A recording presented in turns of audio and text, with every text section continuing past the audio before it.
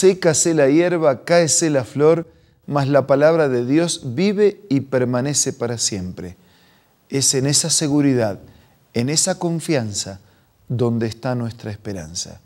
Y porque la palabra de Dios vive y permanece para siempre, este espacio, reavivados por su palabra, es una convocatoria diaria a tener un encuentro con el Señor y con su palabra. Hoy nos dedicamos al capítulo 13 del libro de Ezequiel, pero antes pedimos la bendición de Dios. Padre nuestro que estás en los cielos, al abrir tu palabra, por favor, abre nuestra mente y corazón para entender tu mensaje. Te lo pido y te lo agradezco en el nombre de Jesús. Amén. Ezequiel era un profeta como tantos otros profetas de la Biblia.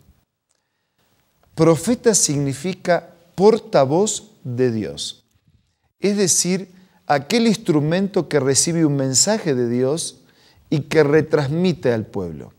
Es una manera de transformar a un vocabulario y lenguaje humano una iniciativa divina. Ese es el profeta. El profeta es simplemente un canal. El profeta no es inventor de un mensaje. El profeta es transmisor de ese mensaje. En el capítulo 13 de Ezequiel nos encontramos con una condena a los falsos profetas y a las falsas profetisas. Comienza el primer versículo diciendo: el Señor me dirigió la palabra, hijo de hombre, denuncia a los profetas de Israel que hacen vaticinios según sus propios delirios y diles que escuchen la palabra del Señor. Uno no puede pretender ser un profeta de Dios y transmitir un mensaje que no es de Dios. En aquellos días había profetas que hablaban según sus propios delirios. Entonces Dios le pide a Ezequiel que transmita a esos profetas que no hablen según sus convicciones, sino según la palabra del Señor. El versículo 3, así dice el Señor omnipotente: hay de los profetas insensatos que sin haber recibido ninguna visión siguen su propia inspiración. Ay, Israel, tus profetas son como chacales entre las ruinas. No han ocupado su lugar en las brechas, no han reparado los muros del pueblo de Israel para que en el día del Señor se mantenga firme en la batalla. No han hecho el trabajo de profeta. No repararon, no ayudaron, no establecieron el mensaje. Versículo 6. Sus visiones son falsas y mentirosas sus adivinaciones. Dicen: lo afirma el Señor, pero el Señor no los ha enviado. Sin embargo, ellos esperan que se cumpla lo que profetizan. ¿Acaso no son falsas sus visiones y mentirosas sus adivinaciones cuando dicen: lo afirma el Señor sin que yo lo haya hablado? Por bonitas, por sentido que parezca tener sus palabras. Cuando dicen Dios dijo, pero Dios no dijo eso, ¿no están mintiendo? Versículo 8. Por tanto, así dice el Señor omnipotente: a causa de sus palabras falsas y visiones mentirosas, aquí estoy contra ustedes, lo afirma el Señor omnipotente.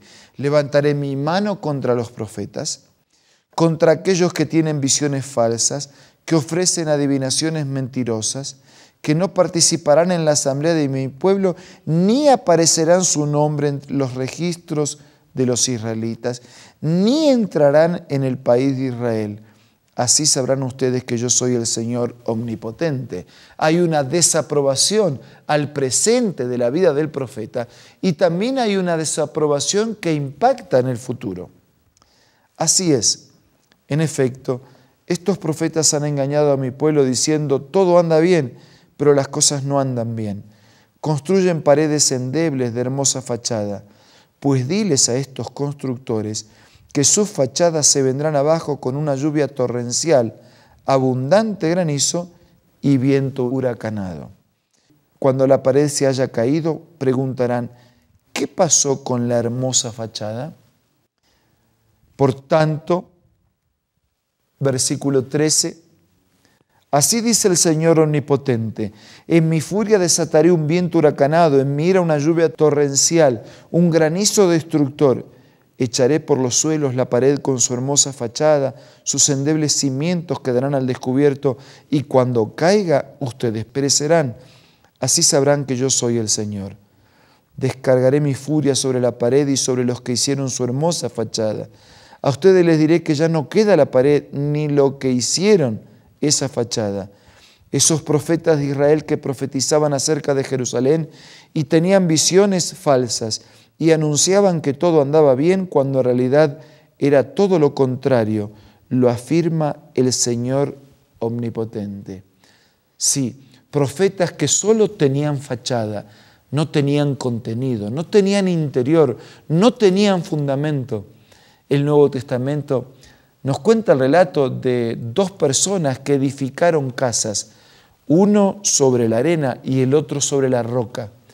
Esa casa sin fundamento, por supuesto, fue llevada ante los primeros vientos. Hay profetas que solo son fachada, no tienen base, no tienen contenido, no tienen fundamento, serán destruidos, no merecen ser portavoces o representantes de Dios. Desde el versículo 17 en adelante nos encontramos con mensajes dirigidos a las profetisas. Y ahora tú, hijo de hombre, enfréntate a esas mujeres de tu pueblo que profetizan también según sus propios delirios. O sea, Ezequiel fue enviado no solo a los falsos profetas, sino también a las falsas profetisas, que también profetizaban según sus delirios. Denuncia, advierte, ay de las que hacen objeto de hechicería, sortilegios para atrapar a la gente. ¿Acaso creen que pueden atrapar la vida de mi pueblo y salvar su propio pellejo? Estas mujeres iban un paso más lejos todavía, con sus hechicerías, con sus magias, con sus adivinaciones. Versículo 19. Ustedes me han profanado delante de mi pueblo por un puñado de cebada y unas migajas de pan. Por las mentiras que dicen y que mi pueblo cree, se mata a los que no deberían morir y se deja con vida a los que no merecen vivir. Versículo 20. Por eso así dice el Señor Omnipotente, estoy en contra de las hechicerías con las que ustedes atrapan a la gente como a pájaros, pero yo los liberaré de sus poderes mágicos, los dejaré volar. Rescataré a mi pueblo de esos sortilegios para que dejen de ser presa en sus manos. Así sabrán que yo soy el Señor. Quienes inocentemente cayeron en esas redes serán librados por mi poder, dice el Señor. Versículo 22.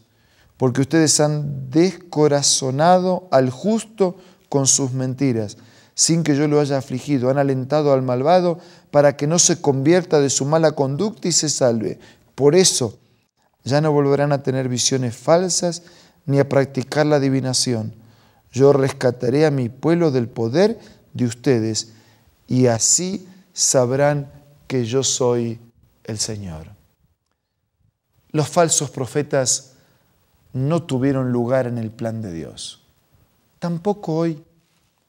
Hoy también aparecen hombres o mujeres pretendiendo transmitir un mensaje de Dios que Dios no ha hablado.